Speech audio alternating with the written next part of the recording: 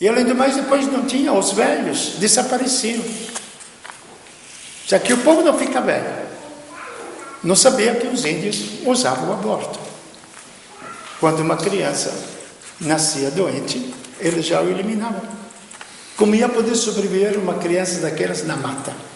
Não tinha jeito. Esta vida é simplesmente biológica.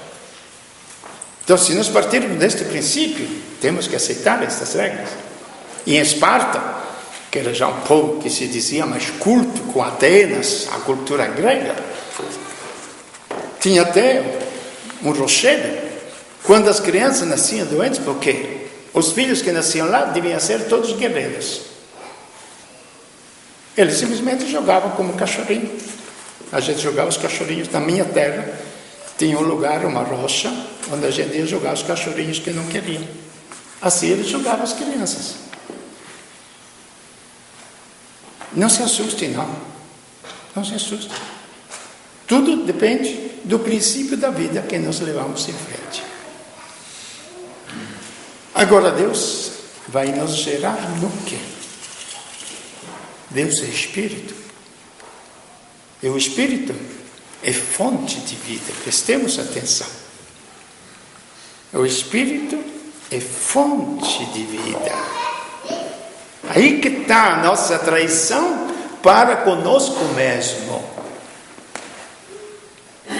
Nós não valorizamos aquilo que de mais valor existe dentro de nós, que é o nosso Espírito. Nós não o cultivamos, nós não o desenvolvemos, nós somos com uma inteligência maravilhosa, mas que nunca vai à escola. No entanto, tem a inteligência, mas não foi desenvolvida. E exatamente por esta vida de Espírito, por isso que Deus é vida. Por essa vida que se chama espiritual. Antigamente se pensava numa vida espiritual, não sei, vocês viajam com a cabeça de vocês, eu viajo com a minha, não? Mas eu falo só os princípios. Se entendia, se dedica muita vida espiritual, porque se retira num mosteiro, se retira num convento. Ainda quando eu cheguei em Caçapava, assisti um pouco, se não existe ainda hoje esta mentalidade. Porque quando eu construí a Casa Colme, vocês não sabem, foi a primeira casa para retiros espirituais para leigos. Porque naquela época quem fazia os retiros era somente padres e freiras. E eu perguntava a mim mesmo, o povo não tem alma? O povo não precisa cultivar o espírito? Não. A Casa Colme, estamos aqui, não precisa ir muito longe, não. Onde foi construída a Casa Colme? Para leigos, especificamente somente para leigos. Então precisa redescobrir estes valores. E em Cristo nós encontramos que este Espírito, que é o Verbo, o Filho de Deus, como disse antes, ele se faz carne, habita um corpo, vive num corpo, se faz uma coisa só com esse corpo, se torna uma pessoa. Deus que se torna pessoa. Nós procuramos Deus que das andanças, nas nuvens, lá nas estrelas. No entanto, Deus anda com a gente. Ele anda com a gente. Mas o povo não o reconheceu. Porque fala aqui, ele se esvaziou da sua forma divina, do seu esplendor divino. E ele se fez simplesmente um ser humano como nós. Aí que está a nossa grandeza, que demonstra, se quisermos acreditar, a nossa grandeza.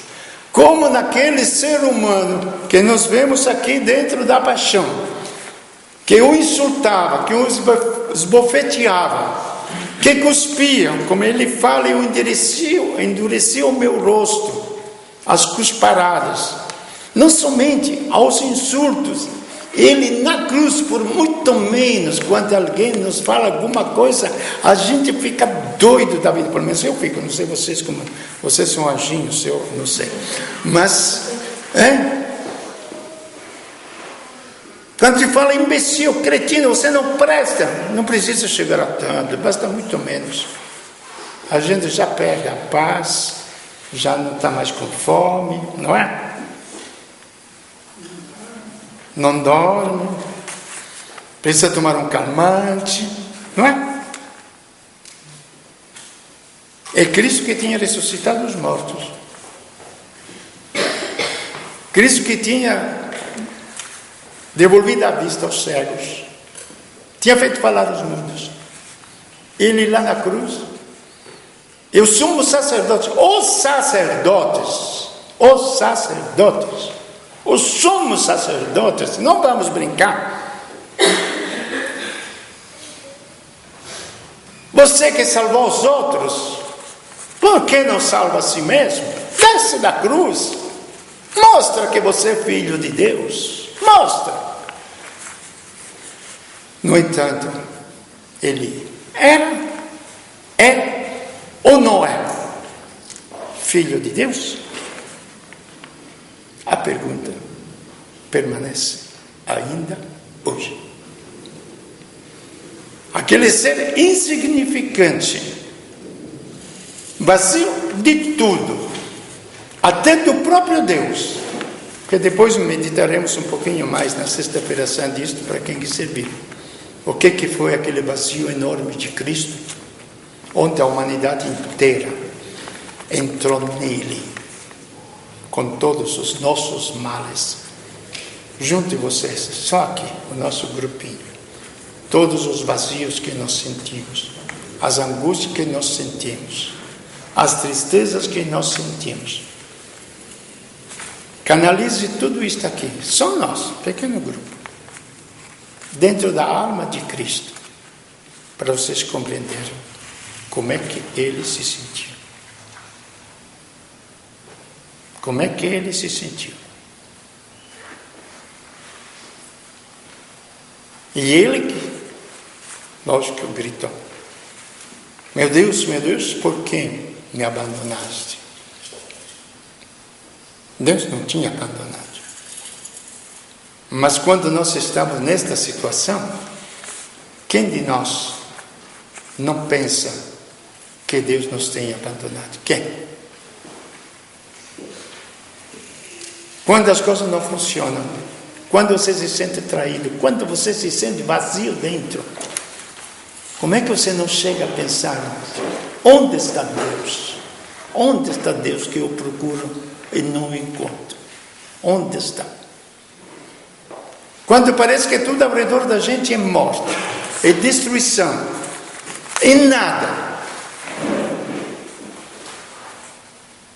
Tudo isso, gente, entrou na alma de Cristo. Mesmo assim, quando se fala ele foi obediente até a morte, eu não gosto desta palavra obediente, porque parece quase que Deus é um carrasco e você tem que obedecer. Não. Eu compreendi bem esta palavra depois que fiz 3 cirurgias, 3 vezes na UTI. Eu me entreguei aos médicos para que eles me curassem, para que eles me devolvessem a vida, que estava a perigo. Então não foi um castigo dos médicos. Se eu pensar assim, vou fazer o quê?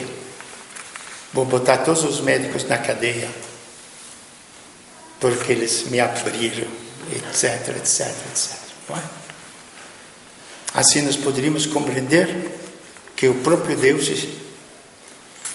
está condenando o seu próprio Filho. Não. Deus está condenando simplesmente o pecado, o mal, que destrói o ser humano, que naquele instante estava tudo canalizado no seu próprio Filho. E ele precisava exatamente passar por aquilo, como nós precisamos passar por uma cirurgia, para reconquistarmos a vida que existe. E ele precisava passar por aquilo para reencontrar Deus. E Deus assim